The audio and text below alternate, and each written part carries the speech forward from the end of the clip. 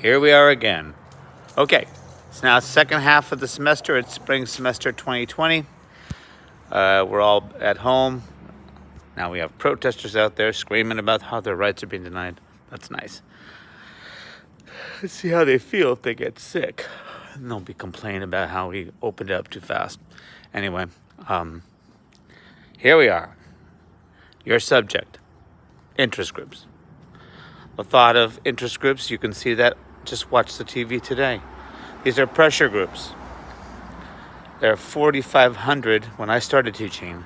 There are over 10,000 interest groups now in Washington, D.C., and they're all trying the best they can to lobby, to inform, to persuade your Congress people, the incumbents that are already in office, to take actions in public policy, domestic, foreign, economic, social policy, like the response to the pandemic. Interest groups are going to try to work with those who are in power. Interest groups are different from parties. Interest groups are much more particular than, say, a Democratic or Republican Party. They are interested in not promoting their own candidacy. They're interested in pushing a group of people in the Senate, the House, one direction or another.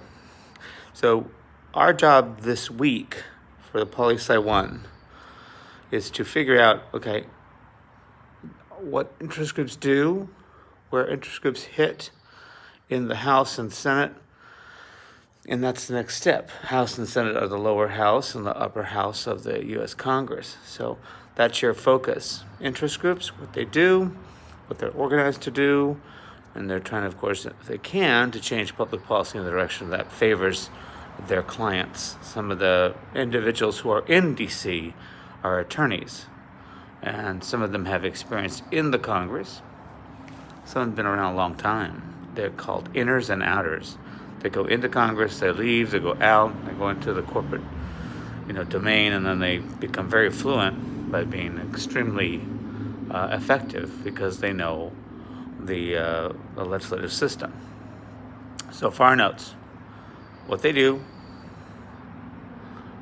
you can get an example or two of the thousands of interest groups that are out there.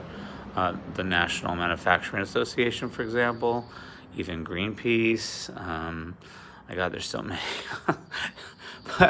The Teachers Federations, the National Education Association, California Teachers Association, Urban League. I mean, you name it. There are hundreds, thousands of these things that are out there trying to influence Washington, D.C. Okay, so do that for me today, and then begin to focus on, they're trying to focus on the legislative process, and so that's where we start tomorrow and the next day, which is interest groups are a small amount for the final, only a couple of questions, but I definitely want you to look at, what they do.